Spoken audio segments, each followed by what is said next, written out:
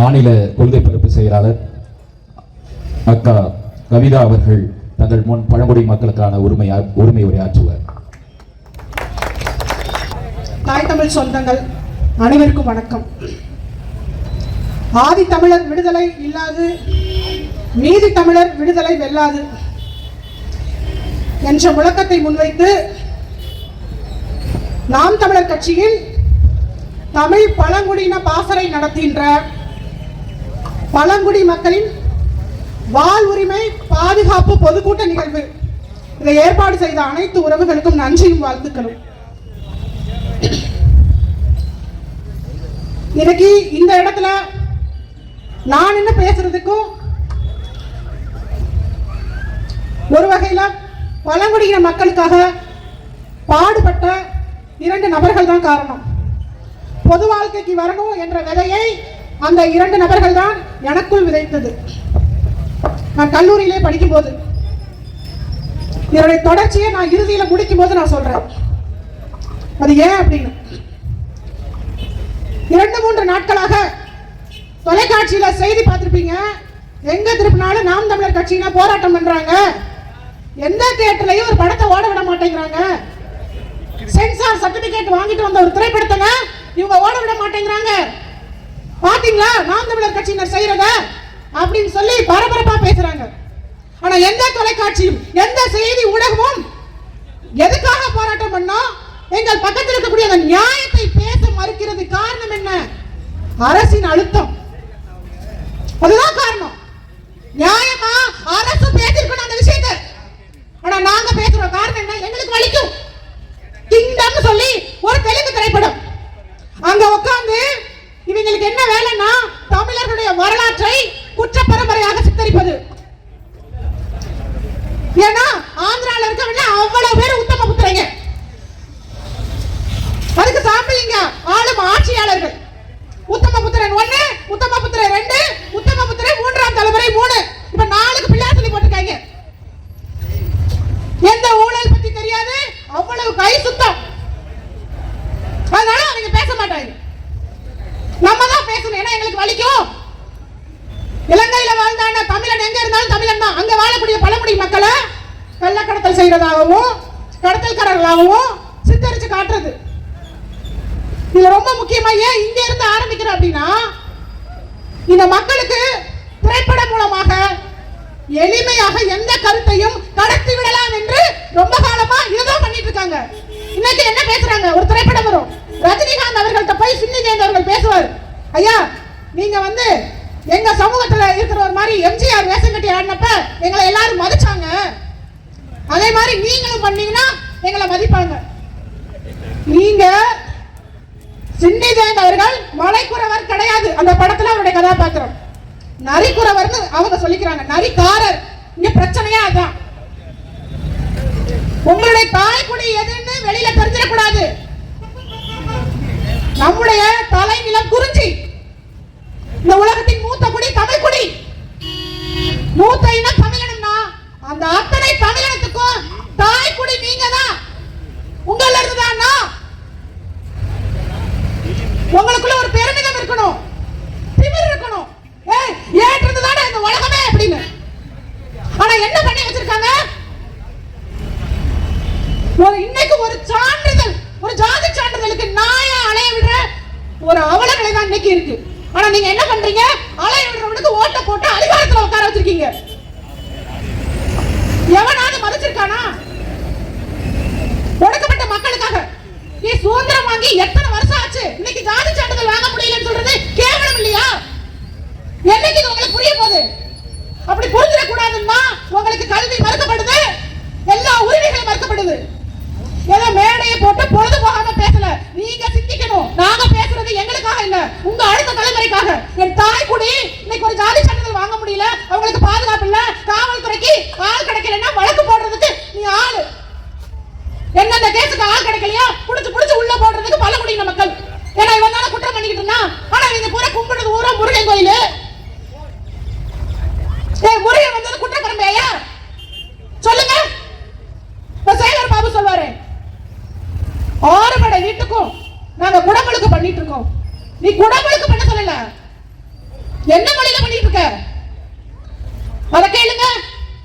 எவ்வளவு தடாவட்டா சமஸ்கிருதத்துல பண்றாங்க. நம் மொழியை அழிக்க வேண்டும். அதுக்கு முக்கியம் என்ன? இந்த பழங்குடிகள் நீங்க பாத்தீங்கன்னா ஆதி தமிழர்கள், அவங்களோட உரிமை மறுக்கப்படும். ஆனா அந்த உரிமையை நாங்க தான் பாதுகாக்க பிறந்தோம்னு சொல்லி ஒரு கூட்டம் இருக்கும். அவங்களும் இவங்களோட தான் கூட்டணி வச்சிருப்பாங்க. அவங்களும் யாருக்காவது பேச முடியுமா? கட்சியின் பேரளவுல மட்டும்தான் ஆதி தமிழர்களுக்காக வச்சிருக்கோம் பேச முடியும்.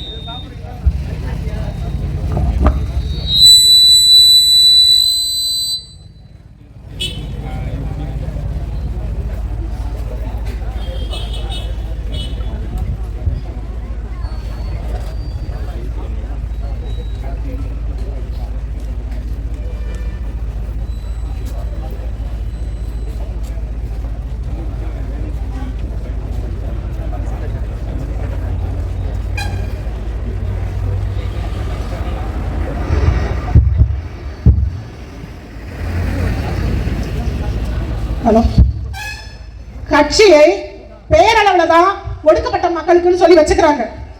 ஆனா உண்மையிலேயே அவங்களுக்காக அது செயல்படுதா? கிடையாது. ஆனா இந்த ஆட்சிக்கு பேரு சமூக நீதி ஆட்சி. எங்களுடைய கொள்கை சமூக நீதி, பெண்ணுரிமை அப்படிமா அவ்வளவு பல்லிடிக்குது. எது சமூக நீதி? எது சமூக நீதி? காவல் நிலைய மரணங்கள் கணக்கில்லாம போய்கிட்டு இருக்கு ராஜா. இதுக்கு பேரு சமூக நீதி. இந்த காவல் நிலைய மரணங்கள் முதல்ல ஏன் வருது தெரியுமா? எவன் ஒருத்தன் குற்றம் செய்யலையோ அவனை அடிச்சே கொண்டு குற்றத்தை ஒத்துக்க வைக்கிறதுக்கு தான் காவல் நிலைய மரணம். செஞ்சவன் தப்பிச்சிருவான், செய்யாதவன் கடைசி வரைக்கும் ஐயா என்ன நடந்துச்சுன்னு தெரியலமா ஒத்துக்கோன்னு சொல்லி அடிக்கிறது தான் காவல் நிலைய மரணம். செல்போன் திருடின பையனை 2 காலை விரிச்சு கையை விரிச்சு வச்சு விடிய அடிக்கிறாங்க. அவன் 1000 கோடி 2000 கோடி திருடினவெல்லாம் வெள்ளை சட்டையும் வெள்ளை வேட்டியும் கட்டிட்டு வெளியில கெட்டா திரிறான். அதை திருடினவனுக்கு பேர் என்ன தெரியுமா? அதை திருடினவனுக்கு பேரு ஒயிட் காலர் கிரிமினல். அந்த திருட்டுக்கு பேரு ஒயிட் காலர் அஃபென்ஸ். இதை விசாரிக்கிறதுக்கு பேரு EOW, எகனாமிக்கல் ஆஃபென்சஸ் விங். இந்த இடத்துக்கு எந்த கேஸ் போயும் தீர்வு கிடைச்சதா சரித்திரமே இல்லை. அவன் ஜாலியா சுத்துவான். ஏன்னா அவனுக்கு தெரியும், ஏன்னா இங்க அடிச்ச 1000 கோடியில பங்கு இவன் மாமன் மச்சான் சித்தப்பன் சட்டமன்றத்தில் இருக்கிறவன் பாராளுமன்றத்தில் இருக்கிறவன் எல்லாருக்கும் போயிடும். அவனை யாரும் கேட்க முடியாது, காவல்துறை ஒண்ணுமே பண்ண முடியாது. ஆனா இவங்களுடைய அதிகாரம் 5-10 திருநவன்ல இருந்து எந்த சம்பந்தமுமே இல்லாத மேல பழிய போட்டு அடிக்கிறது தான். இந்த லட்சணத்துல தான் இந்த அரசு செயல்பட்டு இருக்கு. இதுல அதிகமா பாதிக்கப்பட்டு இருக்கிறது யாருன்னா இந்த பழங்குடி மக்கள். எங்களுக்கு வலிக்குது. எப்படிங்க திருப்பி இவங்களை ஆட்சி அதிகாரத்துல உட்கார வைக்கிறீங்க?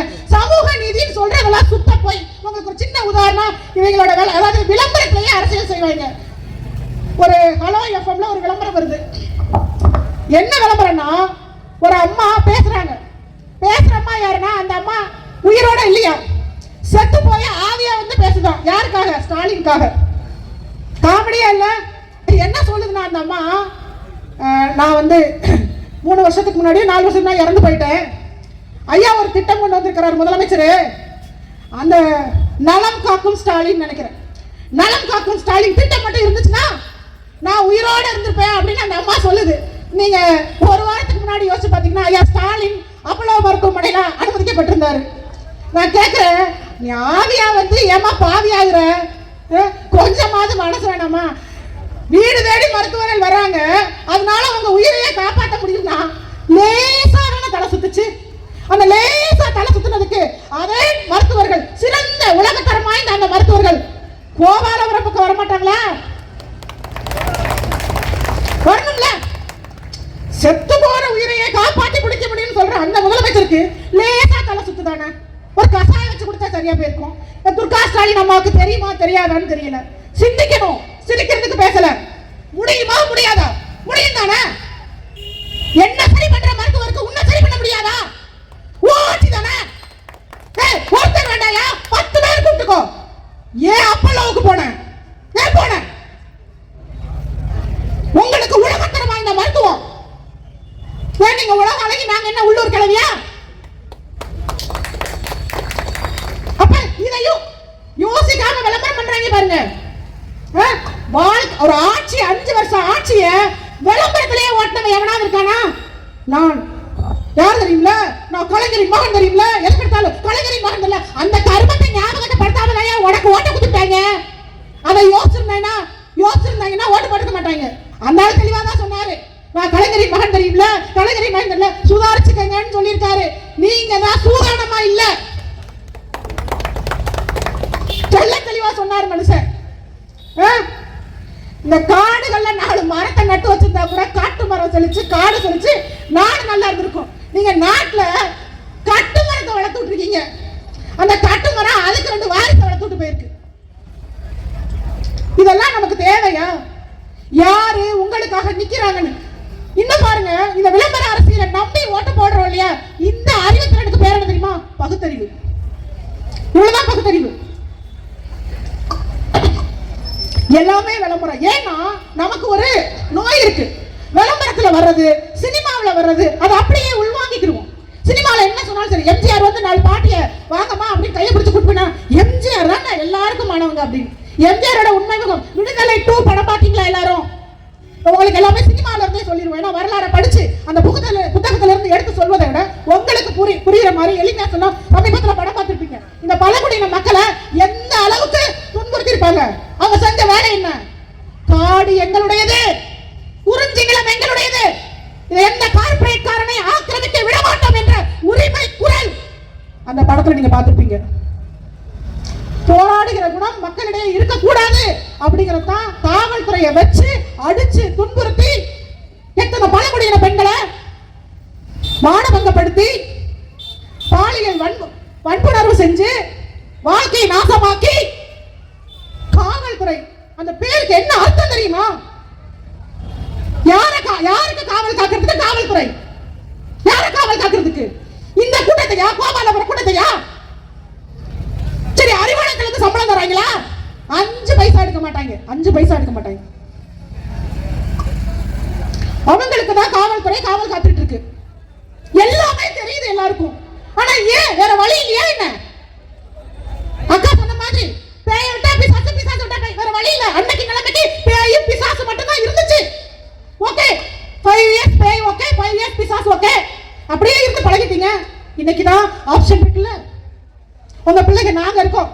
உங்களுக்கு இன்னொரு அரிய வாய்ப்பு இருக்கு. ஏன்னா போன எலெக்ஷன் வரைக்கும் எங்களுக்கு நிரந்தர சின்னம் இல்ல, நாம் தமிழர் கட்சி அங்கீகரிக்கப்படல. ஆனா இப்ப அப்படி இல்ல. உங்க பிள்ளைங்க முதல் பெட்டியிலே இருக்கும். நீங்க தேட வேண்டியது இல்ல. தோத்துட்டோன்னு திரும்பி போகல. எவன் கூட கூட்டணி வைக்கல. ஏன் தெரியுமா கூட்டணி வைக்கல? இன்னைக்கு எத்தனை பேர் கேலி கிண்டல் பண்றான். கூட்டணி வச்சா அரசியல் யாருக்கு பண்ணணும் தெரியுமா? கார்ப்பரேட்டுக்கு அரசியல் பண்ணணும். கார்ப்பரேட் காரன் தான் மேல உட்கார்ந்து இருக்கிற முதலாளி. இங்க இருக்கிற அதிமுக, திமுக, பிஜேபி, காங்கிரஸ் எக்ஸெட்ரா எக்ஸெட்ரா எல்லா எக்ஸெட்ராவும் அவனுடைய கை பாவைகள். மேல இருந்து நூலை விடுறான். அவன் ஆட்டுறதான் பொம்மலாட்டம். இந்த காடு வேணும்னா நாளைக்கு உங்களை அடிச்சு வரட்டுவோம். அன்னைக்கு நாங்க தான் உங்க கூட நிக்கணும். இந்த மத்தியில ஆளுதே பாரதிய ஜனதா.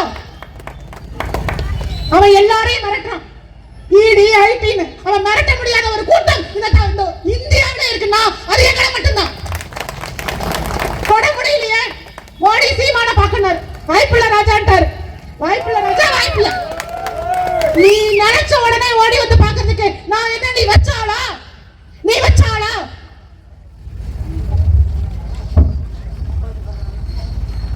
எது ஒன்றுக்கும் தீர்வு இல்லாத ஒரு அரசை தேர்வு பண்ணிட்டு நம்மளால எத்தனை நாள் பசி தாங்க முடியும்? ஒரு நாள், 2 நாள். இவர்கள் தர்ற 500 200 1000 நம்முடைய பிரச்சனையை எத்தனை நாள் தீர்க்கும்? ஒரு நாள். ஏன் அதை சகிச்சுக்கிட்டு ஒண்ணு வாங்கிட்டு போடாதீங்க, இல்ல வாங்காதீங்க. Option is yours. உங்க ஆப்ஷன் தான். ஆனா முடிவு தெளிவா இருக்கணுமா இல்லையா? நீங்க என்ன நினைக்கிறீங்க? வாக்கு செலுத்துவது அப்படிங்கிறது சம்பிரதாயம்.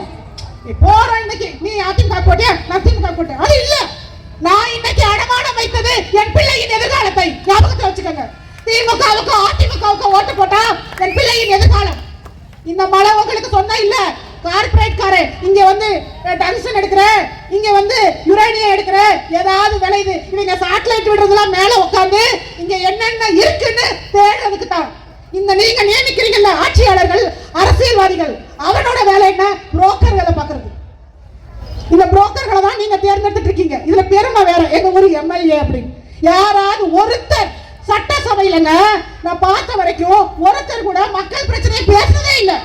அவன் தலைவர் பிரச்சனை. நாடாளுமன்றத்துல போய் ஸ்டாலின் வாழ்க, உதயநிதி வாழ்க, வெக்கமா இல்ல? சுயமரியாதை கூட்டம் சொல்லிக்கிறதுக்கு நீங்கள வாழ வைக்கிறதுக்காக உங்களுக்கு ஓட்டு போட்டு நாடாளுமன்றத்துக்கு அவன் நல்லா தானே வாழ்றாங்க. என்ன கேடு வந்து சொல்லிங்களுக்கு நல்லா தானே இருக்காங்க. அவன் வாழ்றதுக்கா நாடாளுமன்றத்துக்கு போன? அவன் அழகா இந்த பக்கம் 2006ல வன உரிமை பாதுகாப்பு சட்டம்னு கொண்டு வந்து 10 ஏக்கர் தரேனானா கொடுத்தானா? எத்தனை பேர் 10 ஏக்கர் வச்சிருக்கீங்க? எத்தனை பேர்கிட்ட 10 ஏக்கர் இருக்கு? இல்ல ஏன் கேள்வி கேட்கல? மத்திய அரசு கொண்டு வந்தா மாநில அரசு துணை நின்று பெற்று தந்திருக்கணுமா வேண்டாமா? இவன் ஜாதி சான்றிதழே தரல உங்களுக்கு. கொடுத்தானா? இல்ல வாங்க முடியல. வாங்க முடியல எதுக்கு ஓட்டு போட்டீங்க? ஏன் போட்டீங்க? கேள்வி கேட்டுக்கணும்ல. எனக்கு தேவை இன்னைக்கு கொடுக்கிற 200 500 இல்லன்னு சட்டையை பிடிச்சு கேளுங்க. எவன் வர்றான்னு பாப்போம். உங்களுக்காக குரல் கொடுக்க யாரும் இல்லைன்னு நினைக்காதீங்க. உங்க பின்னாடி ஒரு ஆள் இருக்காரு. அந்த ஒரு ஆள் தனி ஆள் இல்ல. இந்த இருக்கார் பாருங்க, இவருக்கு பின்னாடி பல லட்சம் கூட்டம் இருக்கிறது. சீமானின் பின்னாடி மக்கள் ராணுவம் இருக்கிறது. நாங்க ஒண்ணு இந்த தற்கொலை கூட்டம் மாதிரி வந்து 3 நிமிஷம் வெயில நிக்க முடியலன்னு பேசிட்டு ஓடுற ஆள் கட்டில. இங்க மழை பெஞ்சாலும் நான் இங்க நின்னுதான் பேசுவேன். வெயில் அடிச்சாலும் இங்க நின்னுதான் பேசுவேன். நான் மட்டும் இல்ல, என் அண்ணன் சீமான் வந்தாலும் அதனாலதான் இன்னைக்கும் மேடையில நிக்கிறவங்களுக்கு சரி, கீழே உட்காந்து சரி, மேற்கூரை கிடையாது. மழையோ பனியோ வெயிலோ நாங்க நிப்போம். உங்க கூட நாங்க நிப்போம். இன்னைக்கு தான் தமிழ் சமூகத்துக்கு சிந்திக்க தொடங்கி இருக்கு. அதனாலதான் மலை ஏற முடியலையா தடையா? அப்ப வாங்க சீமான போய் பார்ப்போம். அடுத்து தியேட்டர்ல படம் போட்டாங்களா, நாங்க தான் போய் நின்று தடை பண்ணுவோம். புரத்தி மகன் ஒரு படம். நான் கேட்கிறேன், இந்த கிராமத்துல மலைவாழ் மக்கள் நான் எல்லாருமே பாக்குறேன். எனக்கு தெரிஞ்சு யாருமே டால்டா டீனோட சுத்தல, ஊசி பாசி மணி போடல. அவங்கள தானே நீ குறவன் காட்டின, ஏன் போடல? ஏயா நரிக்காரனையும் மலைக்குறவனையும் நீ என்ன மிக்சிங் பண்றியா? அறிக்கையில் என்ன கொடுத்துருக்காங்கன்னா, அவன் சட்டம் போட்டான் 10 ஏக்கர் கொடுத்துருங்க, நீ சட்டத்தை அமல்படுத்தினா இவன் ஜாதி சான்றிதழ் கொடுக்கறதுக்கு என்ன கேட்கிறாங்கன்னா, உன்னுடைய பூர்வக்குடி மக்கள் என்ன தொழில் செஞ்சாங்களோ அதை நீ செய்யறியா? பழங்குடியின மக்களுக்கு வைக்கிற மாதிரி பேர் உனக்கு இருக்கா அப்படின்னு கேட்கிறாங்க. நான் கேட்கிறேன், அப்படி கேட்கிற இந்த அரசாங்கத்தை பத்தி ஒரே ஒரு கேள்வி.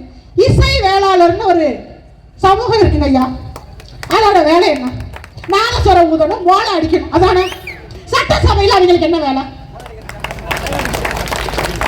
நாதஸ்வரம் ஊதி மோளை தானே நீ அடிச்சுட்டு இருக்கணும் ஏதாவது ஒரு கோயில் உலகத்துல உட்காந்து. நீ எதுக்கு சட்டசபைக்கு போன? அப்போ உன் என்ன எங்க இருக்கு? அவன் ஏன் நீங்க நினைக்கிறீங்க பழங்குடியின மக்களை யாரும் கண்டுக்கல? இல்ல, அவன் உங்களை பார்த்து பயப்படுறான். ஏன்? இது வரலாறு பிறந்த இடம். இங்க இருந்துதான் தமிழர்களின் வரலாறு ஆரம்பிச்சிச்சு. நாம ஏமாறதுக்கு என்ன காரணம் தெரியுமா? நம் வரலாறு நமக்கு தெரியாமல் போனது. எனக்கு சின்ன வயசுல ஒரு பழக்கம் உண்டு, அவ்வளவு சீக்கிரம் எந்த விஷயத்தையும் மனப்பாடம் செய்து எழுத முடியாது. இது பக்கமா எழுத சொல்லி ஒரு புத்தகத்தை கொடுத்தாலும் எழுதுவேன், அது என்னன்னு தெரிஞ்சுட்டு எழுதுவேன். ஆனா மனனம் செய்ய சொல்லி அதை எழுத சொன்னா வராது, இப்ப வரைக்கும் வராது. ஆனா சமீப காலமாக அதெல்லாம் யோசிக்கும் போது எனக்கு ஒரு விஷயம் புரிஞ்சிச்சு. நம்ம ஏதோ தமிழை ஏன் படிக்கிறோம்னு தெரியாம நம்ம தலையில கட்டிருக்காங்க. எந்த ஒரு விஷயத்தையும் படிக்கணும்னா ஆர்வம் வரணும்ல. நான் ஏன் இதை படிக்கணும்னு நமக்கு தெரியணும்.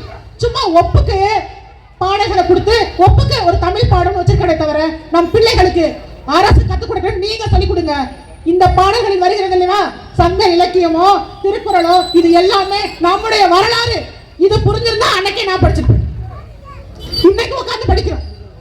ஓ நம்ம வரலாறு, ஓ வெறும் மராட்டிய மன்னரோட வரலாறு, அசோகர் மரநட்ட வரலாறு, இதை படிக்க வச்சிருக்காங்க. நம்ம வரலாறு மிக நீண்ட நெடிய வரலாறு. இந்த உலகத்துக்கு நாகரிகத்தை கற்றுக் கொடுத்தது நாம தான்.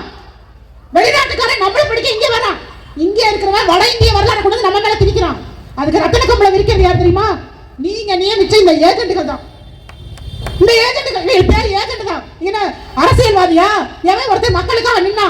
நீங்க மக்களுக்காக நின்ன வரலாறு சொல்லுங்க பாப்போம். சமூக நீதி பேசுறாங்கல்ல, சமூக நீதியா இது? சாக்கடை நீதி, சாக்கடை நீதி. இங்க திரும்பினா இந்த வடிவேலு ஒரு படத்துல சொல்வாரு, அண்ணன் இயக்குன படம் தான் அது. இந்த பக்கம் திரும்பினா மழை பெய்யுது, அந்த பக்கம் திரும்பினா மழை பெய்யுது, இங்கிட்டு திரும்பினா இந்த பக்கமும் மழை பெய்யுதுங்க சோன்னு அப்படிமாங்க. அப்ப அவர் சொல்றாரு மழைனா எல்லா பக்கமும் தான் பெய்யும் அப்படிப்பாங்க. அது மாதிரி இவங்களோட சமூக நீதி எப்படின்னா, இந்த பக்கம் திரும்பினா அவ்வளவு சாராய கடை, இந்த பக்கம் தண்ணி சாராயத்தை குடிச்சிட்டு கொள்ளை மது, அதுக்கப்புறம் மெத்து, விதவிதமான, இந்த பக்கம் திரும்பினா போதைப் பொருட்கள், அந்த பக்கம் திரும்பினா பாலியல் குற்றங்கள், அந்த பக்கம் திரும்பினா குடிக்கிற தண்ணியில மலம் கலந்துருக்காங்க. இது எதுக்குமே தீர்வு எட்டப்படாத அந்த ஆட்சிக்கு பேர் தான் சமூக நீதி ஆட்சின்னு சொல்றாங்க. இதையும் கேட்டுக்கிட்டு கை தட்டுறதுக்கு ஒரு கூட்டம் உட்காந்துட்டே, எங்க தலைவர் வந்துட்டாரு, எங்க தளபதி வந்துட்டாரு. வெக்கமால தளபதினா என்ன அர்த்தம் தெரியுமா? எதிர்த்து வர அந்த இடர்களை நெஞ்ச நிமித்தி எவன் ஒருத்தர் பின்னாடி என் கூட்டத்துக்கு போவதற்கு முன்னாடி என்னத்தை தாக்கி விட்டு போகட்டும் அப்படி நிக்கிறவனுக்கு பேர் தான் தளபதி. இங்க 2 தளபதி வந்திருக்கு, 2மே தளபதி இல்ல, மிகப்பெரிய தலைவிதி தலைவலி. இத அடுத்த தலைமுறைக்கு வரக்கூடிய பிள்ளைகள் கோவப்படாதீங்க, திரைக்கவர்ச்சியில இருக்காதீங்க, பாருங்க, படம் பாருங்க. அந்த நடிகர் உங்களுக்கு பிடிச்சிருக்காரா, தாராளமா அவருடைய படத்தை தியேட்டருக்கு போய் பாருங்க.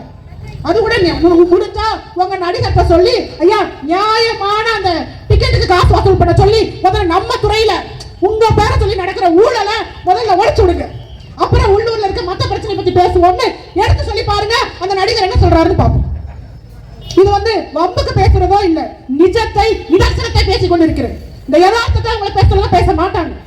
அப்ப இந்த மக்களுக்கு யார் குரல் கொடுக்கிறது? இந்த மக்களோட மக்களாக 2 திராவிட கட்சி தான் நிக்கல. சரி, மத்த கட்சிகளாக நின்று இருக்குமான்னு பார்த்தா எல்லாமே இந்த 2 சிலந்தி வலைக்குள்ள போய் சிக்கிருச்சு. சிக்கி சின்ன பின்ன ஆயிடுச்சு. இனிமே பேச மாட்டாங்க. இனி உங்களுக்காக பேசுவதற்கென்று இந்த மண்ணில் இருக்கும் ஒரே அமைப்பு நாம் தமிழர் அமைப்பு மட்டும்தான். நாங்க தான் பேசுவோம், எங்களுக்கு தான் வலிக்குது. நான் முதல்ல ஒரே ஒரு விஷயத்தை மட்டும் நான் ஆரம்பிக்கும் போது சொல்லியிருந்தேன். ஏன் இந்த இடத்துல நிக்கிறேன் அப்படின்னா, நான் கல்லூரியில படிக்கும் போகும்போது குஜராத்தை சேர்ந்த அங்க இருக்கக்கூடிய அந்த நர்மதா ப்ராஜெக்ட் கேள்விப்பட்டிருப்பீங்களான்னு தெரியல. நர்மதா நதிக்கரையில ஒரு அணை கட்டினாங்க. அதை எதிர்த்து ஒரு அமைப்பு இருந்தாங்க, நர்மதா பச்சோவா அப்படின்னு சொல்லிட்டு.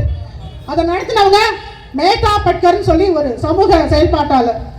மேதா பட்கரையும் அருந்ததி ராய் 2 பேரும் ரொம்ப தீவிரமா அந்த ப்ராஜெக்டை எதிர்த்து போராட்டம் பண்ணிட்டு இருந்தாங்க. நீங்க பாருங்க, அவங்களுடைய போராட்டம் பெரிய அளவுல பேசப்பட்டுச்சு. எங்கேயோ குஜராத்தில் பண்ணக்கூடிய அந்த போராட்டம் எங்கேயோ ஒரு தமிழ்நாட்டில், நான் தென் மாவட்டத்தை சேர்ந்த பொண்ணு, தென் மாவட்டத்தில் அந்த போராட்டம் என் வரைக்கும் சேர்ந்து, நான் அதுவும் கல்லூரியில விடுதியில தங்கி படிச்சுட்டு இருக்கேன். அப்ப என்னிடத்துல என்னுடைய ஆசிரியர் கேட்கிறாங்க, உங்களுக்கு பசங்கள்லாம் ஏதோ எதிர்த்து போராடுறாங்களே, நீங்களாம் போல, நாங்கெல்லாம் எப்படிங்க போக முடியும், நாங்க பெண்கள், நாங்க எப்படி போய் போராட்டம் பண்ண முடியும்? 2 பெண்கள் தான் இந்த போராட்டத்தை எதிர்த்து இந்த நிகழ்வை எதிர்த்து போராடி கொண்டிருக்கிறார்கள். நம்மால் முடியாது என்றால் இங்க எதுவுமே முடியாது அப்படின்னு போராட்ட குணம்னா என்னன்னு எனக்குள்ள அன்னைக்கு தான் நிறைய போட்டாங்க. ஆனாலும் அதுக்கப்புறம் நம்மளால வெளியில வர முடியல, திருமணம், குழந்தை. ஆனாலும் சமூகத்திற்காக ஏதோ ஒண்ணு செய்ய வேண்டும்.